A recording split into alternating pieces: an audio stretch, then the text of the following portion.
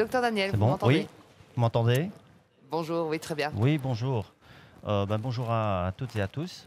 Euh, Aujourd'hui, donc, on va faire une plastie ligament croisé antérieur chez un jeune homme de 26 ans qui joue au handball à un très bon niveau, qui malheureusement a été victime d'une rupture ligament croisé antérieur au genou gauche au mois de novembre. Et vu son statut de sportif, une plastie de ligament croisé s'impose pour pouvoir reprendre le sport à son niveau. Alors, je vais vous présenter mon équipe parce que je ne travaille pas tout seul.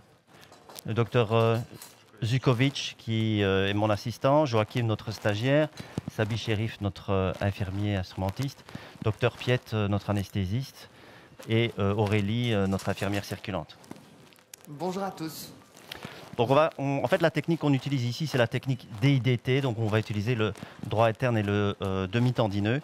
Ce sont des tendons des muscles qui sont à l'arrière de la cuisse et qui viennent s'insérer juste ici sur la face interne du tibia, on appelle la patte doigt. Donc on va commencer d'abord par le prélèvement de ces deux tendons et puis ensuite on continuera l'intervention en arthroscopie avec une caméra à l'intérieur du genou pour faire le bilan au niveau cartilage ménisque et puis on creusera un tunnel dans le tibia, un tunnel dans le fémur pour monter les deux tendons qu'on a prélevés. Et comme monsieur est très sportif, on lui fera en plus un renfort avec une plastie antéro-externe de renforcement pour éviter tout problème lorsqu'il reprendra ses activités sportives. Pour que le grand public puisse bien comprendre, qu'est-ce que vous entendez par plastie? Une plastie, c'est une intervention, si vous voulez, on va faire une reconstruction, une reconstruction d'un tendon ou d'un ligament en utilisant d'autres tissus. Merci. On va débuter avec l'incision en regard de la patte doigt.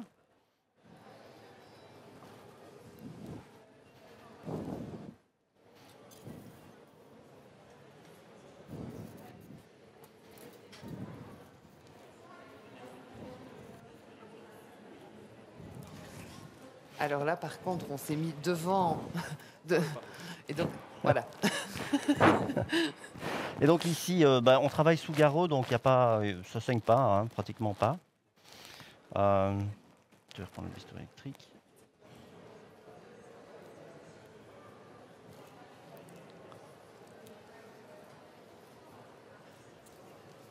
Alors je vais essayer de vous montrer. On voit ici les tendons des muscles qui sont donc à l'arrière de la cuisse et ils viennent s'insérer à ce niveau-ci. On va aller les détacher pour les prélever.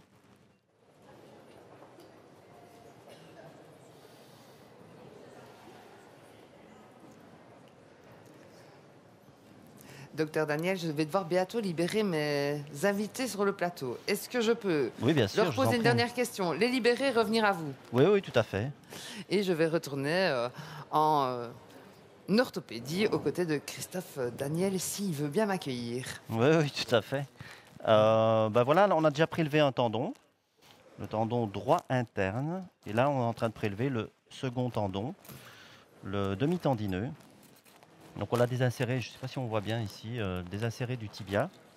Et donc j'ai passé un fil à l'extrémité et on va aller chercher ce tendon avec un instrument tout à fait particulier qui permet de libérer, de sectionner à la jonction tendon-muscle pour pouvoir utiliser le tendon.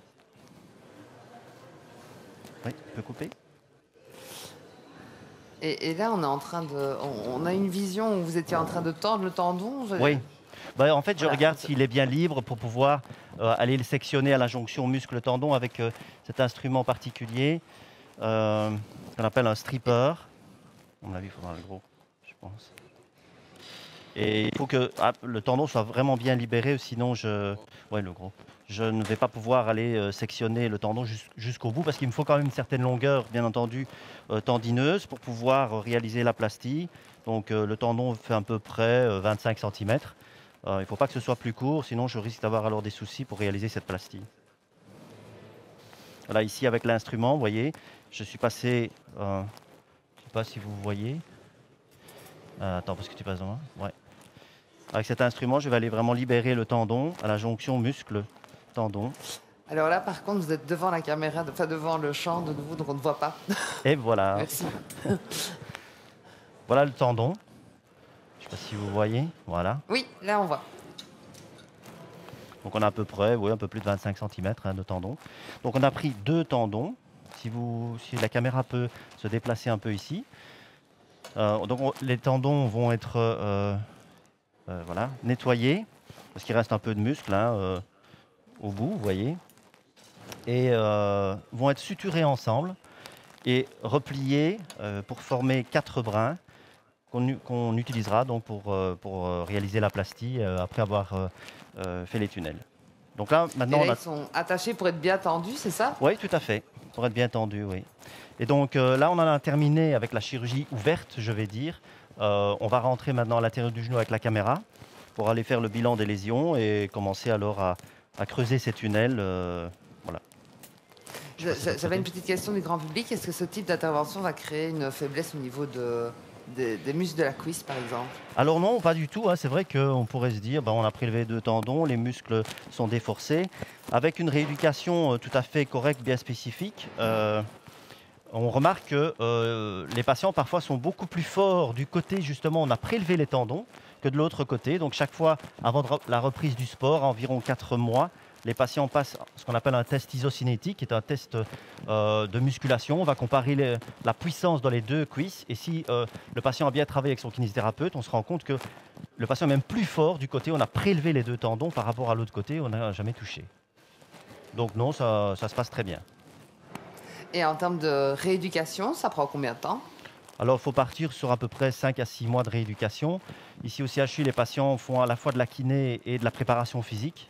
Donc, soins de kiné pour tout ce qui est, bien entendu, antalgie, anti-inflammatoire, récupération de la mobilité.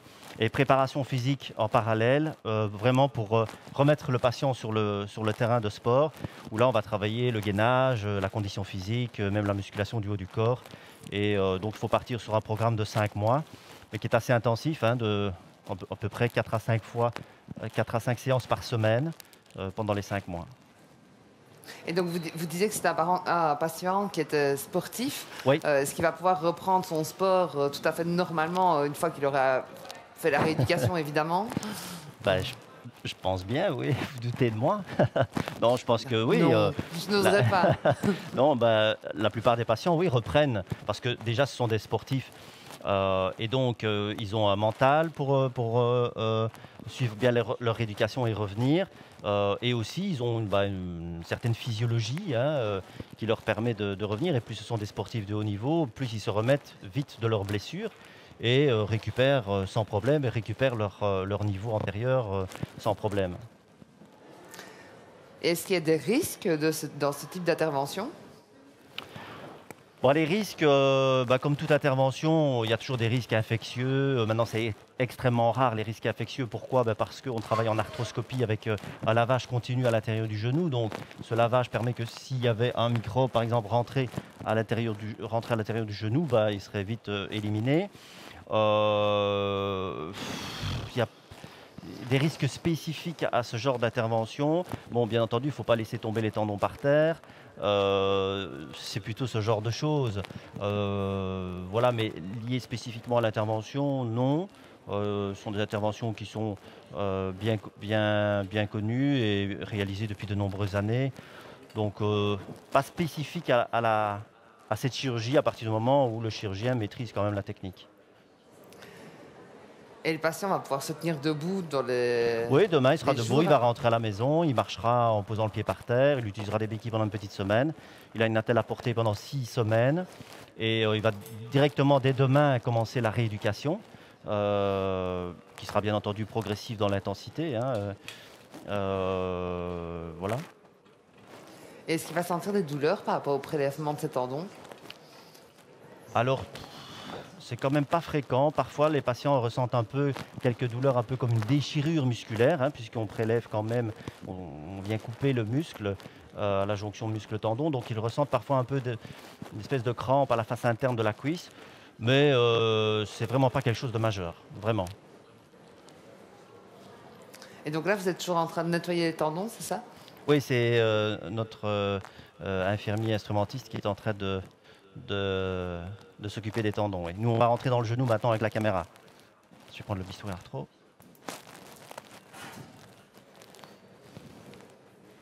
Merci. Alors, on fait 2 petites incisions de part et d'autre de la rotule, du tendon rotulien. Ouais. On peut descendre un petit peu la table.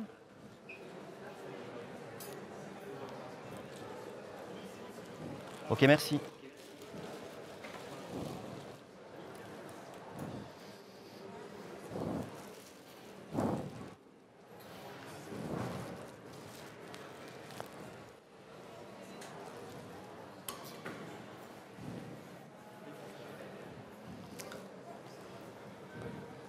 Alors Je vais là, prendre on le a shaver. l'impression d'avoir basculé un peu dans le noir.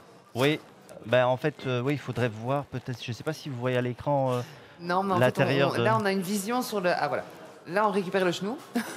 Oui, vous voyez avec la caméra je ne sais pas. C'est parce qu'on voyait le tendon, on voyait votre collègue avec le tendon, et donc on ne Ah, voyait plus grand-chose, vu qu'il faisait plus noir, ouais, de mon point de vue. le shaver, s'il te plaît. Là, maintenant, on voit... Là, vous êtes dans le genou. Oui, Oui. voilà, je suis rentré dans le genou, je nettoie juste un petit peu, puis je vous explique. Donc par rapport à la question, vous voyez, est-ce qu'il y a des complications spécifiques? Il est clair que si le patient suit bien sa rééducation avec un kiné qui connaît ce genre de pathologie, de chirurgie, avec les préparateurs physiques, le patient doit aussi suivre un régime particulier puisque il doit avoir un bon apport énergétique pour pouvoir suivre ces séances de kiné de manière optimale, refaire du muscle. Voilà, donc si le patient suit bien ce programme, bon, très sincèrement, ça se passe, je vais dire, dans 95% des cas, très très bien. Alors qu'on comprenne bien, parce que nous, on voit pas grand-chose, comme ça, vous êtes en train de nettoyer, c'est ça? Oui, je nettoie parce que Parce que- il y a un petit peu des tissus. Et après, ça va se libérer. Je vais pouvoir vous montrer alors l'anatomie du genou. Euh, C'est pour ne pas qu'on s'imagine qu'on ait des problèmes techniques au niveau des caméras, tout Non, va non, bien, non, vous non. êtes juste en Ouais. train de nettoyer. Voilà, tout à fait. Bon, ça prend 2 minutes, hein. Il n'y en a pas pour longtemps.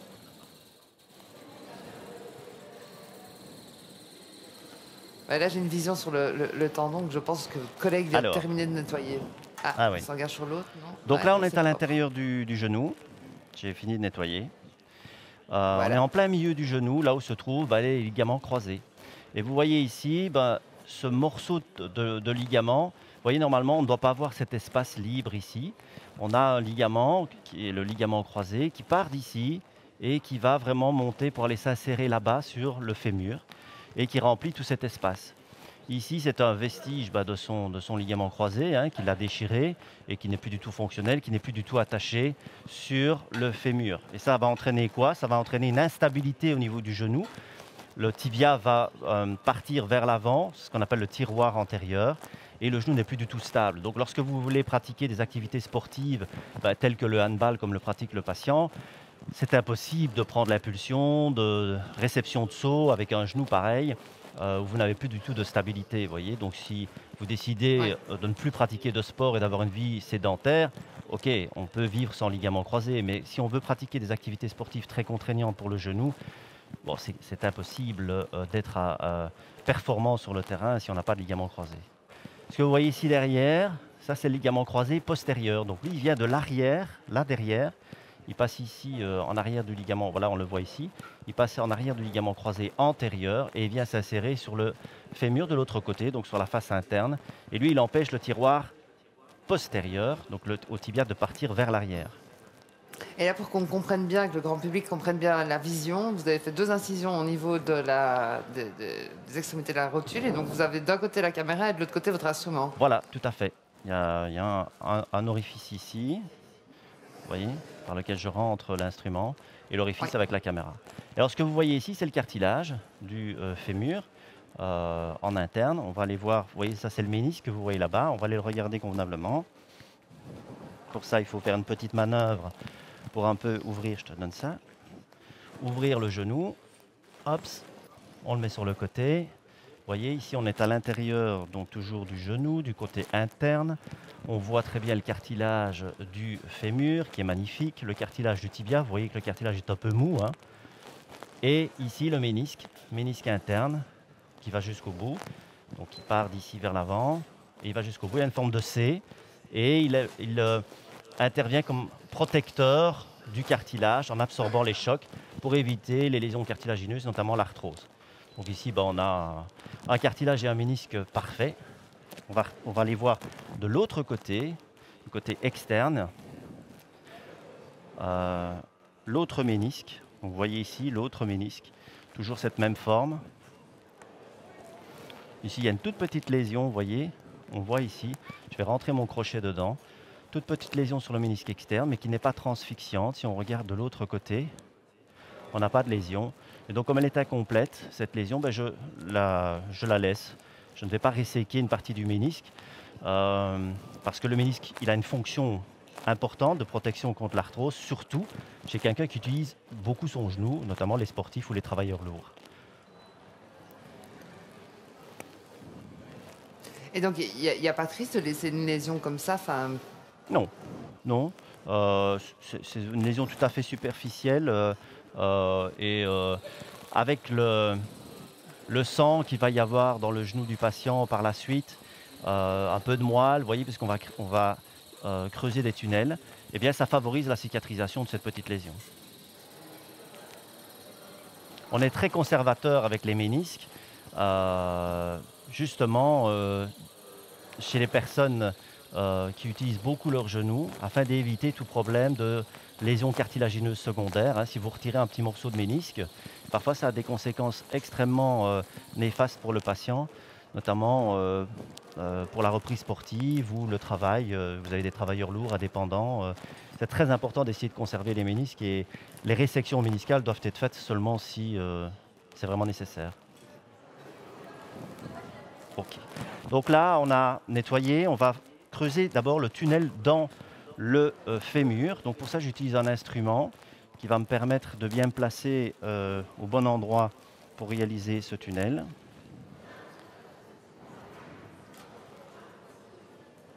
Voilà. Donc j'ai un instrument, vous voyez, avec un espèce de petit sabot qui va me permettre d'aller me mettre bien derrière. Est-ce que tu peux plier le genou à fond, s'il te plaît? Et alors vous voyez que j'ai passé une broche dans cet instrument. On va maintenant mècher pour creuser le tunnel. Vas-y. Ouais. Une fois que tu as passé la corticale, tu t'arrêtes.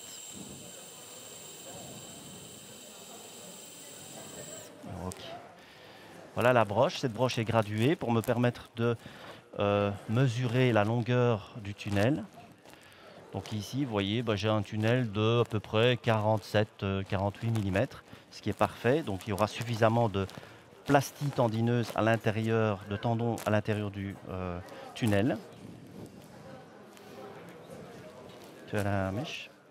Et donc, vous allez aller accrocher le tendon à l'intérieur du tunnel, c'est ça? Oui, il y a un petit système que je vous montrerai tout à l'heure, qui permet en fait de fixer le tendon à la fois dans le tunnel fémoral et à la fois dans le tunnel tibial. Donc ici, sur la broche, je vais monter une mèche. Et bon, j'ai un tunnel de 48, je vais mècher jusqu'à 25 mm de profondeur. Et le diamètre est de 8,5. Donc, Sarbi ici a donc suturé les deux tendons ensemble, et il les a passés dans un calibreur qui lui permet de déterminer le diamètre de la plastique, qui est ici de 8,5 mm, ce qui est très bien. Et donc je vais mècher forcément avec une mèche de 8,5 mm pour pouvoir rentrer cette plastie à l'intérieur, et qu'il y ait un bon contact entre les parois du tunnel et la plastie. Ça, c'est très important d'avoir un très bon press-fit.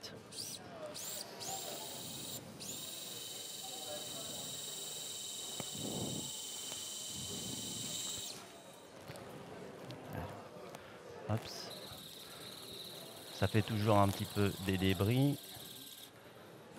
Encore un petit peu.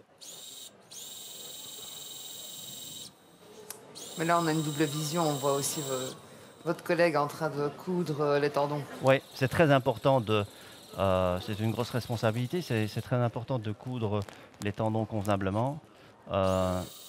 C'est une technique particulière. Il ne fait pas ça à l'instinct, je vais dire. il y a des formations qui sont organisées pour les infirmiers et infirmières instrumentistes.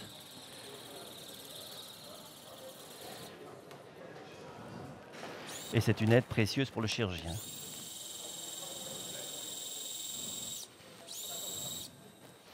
Bon, le monsieur est jeune, hein, donc forcément, il a du très bon os.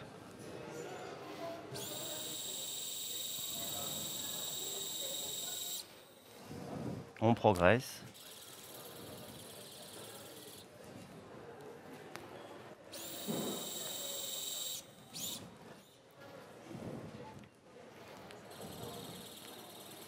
Encore un petit peu et on y est.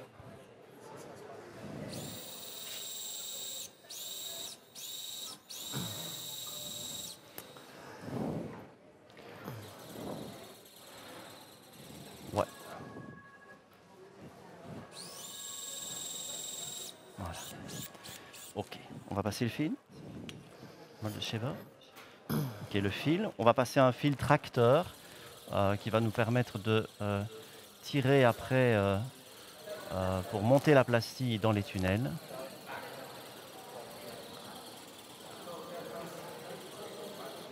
Voilà, vous voyez le tunnel hein, qui est creusé dans le fémur ici, avec la broche qui est toujours bien au milieu. On va passer le fil, tu retiens bien la boucle. Voilà, donc là notre tunnel fémoral est réalisé. En fait, il a été réalisé juste au point d'insertion de l'ancien ligament croisé sur le fémur. Maintenant, on va s'occuper du tunnel tibial. Cheveux, s'il te plaît. Je vais vous laisser faire votre tunnel, Oui. docteur Daniel. Je vais juste retrouver encore une petite fois le docteur Bruls et le docteur Désiron, et puis on revient près de vous. Parfait. Pas de Docteur souci. Daniel, on est de retour près de vous. Oui, voilà. Bah, je ne sais pas si vous voyez à l'écran. Donc ici, on a réalisé le tunnel. Alors là, pas encore. Voilà. Vous voyez? Là, c'est bon. Ouais, donc on a réalisé le tunnel dans le fémur, le tunnel dans le tibia, et on a passé un fil tracteur qu'on retrouve ici en dehors du genou, si vous voyez, le fil sort ici. Et là maintenant, on va monter la plastie dans les tunnels. Tu peux prendre, s'il te plaît, la caméra. Alors, tu peux prendre la plastie, venir avec la plastie, Sabine. Je vais vous montrer la plastie et vous expliquer le système, notamment pour fixer la plastie au fémur.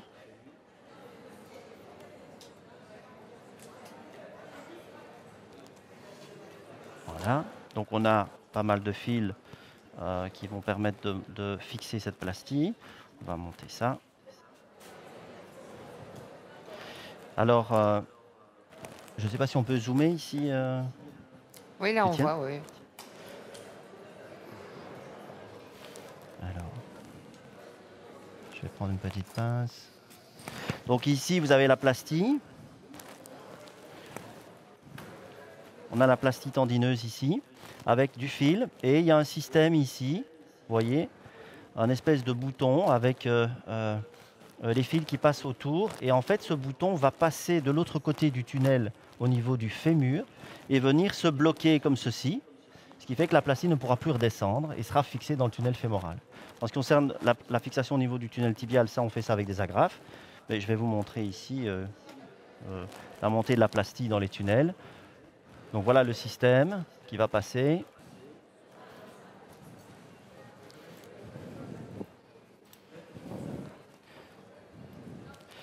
Hop, on monte progressivement.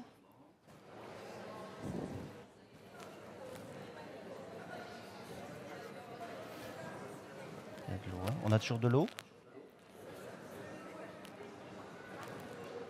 Voilà. Je vais regarder, m'assurer que le petit bouton a bien basculé pour venir se fixer à la corticale externe. Ouais. Donc là, si je tire vers le bas maintenant, eh bien, je ne saurais plus récupérer la plastie, elle est fixée au niveau du fémur. On va monter maintenant la portion tendineuse dans le tunnel fémoral.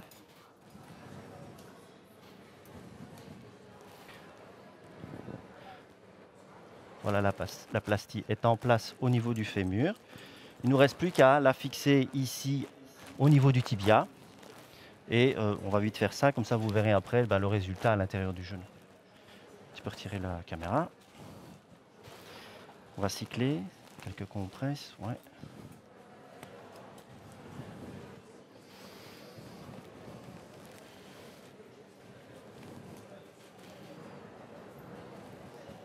Ok. Je vais te demander de tirer à fond. Tu as l'agrafe? Ok. Voilà, on tire fort pour tendre la plastie. Et on va fixer alors la plastie au niveau du tibia avec des agrafes.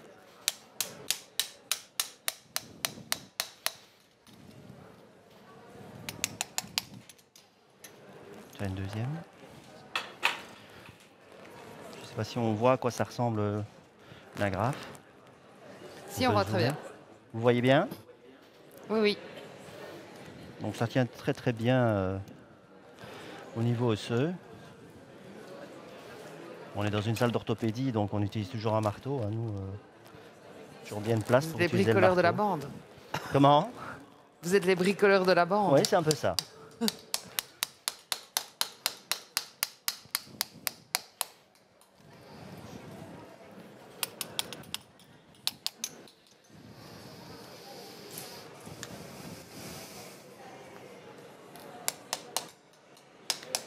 Ok. On va aller vérifier à l'intérieur du genou.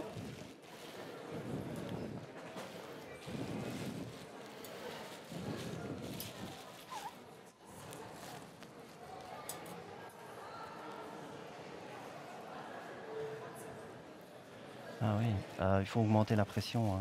C'est pas sur 35. Nicolas, tu peux te demander d'augmenter la pression, s'il te plaît, à 50. Tu vois, il y a un petit plus? Ouais. Super, merci. Voilà la plastie en place. Bon, il y a un petit peu de sang maintenant, mais ça va disparaître. Vous voyez, donc, on la voit sortir du tibia pour rentrer dans le fémur. Et elle est parfaitement tendue. Il n'y a pas du tout de jeu. Donc maintenant, le patient ne pourrait pas avoir de tiroir, comme je vous l'ai expliqué tout à l'heure. Cette plastie est bien en place, comme on le voit ici. Et on ne voit plus l'espace. Hein, donc l'espace vide de tout à l'heure que je vous avais montré, on ne le voit plus. Il est comblé maintenant par cette plastie ligament croisé. Et donc, il ne vous reste plus qu'à refermer vos... Ici, vous voyez les petits trous. Puis alors, on va faire la plastie extra-articulaire, qui est un renfort qu'on fait sur le côté du genou pour contrôler en fait la stabilité rotatoire du genou. La plastie ici que je viens de réaliser, elle contrôle la stabilité antéro-postérieure, donc de l'avant vers l'arrière.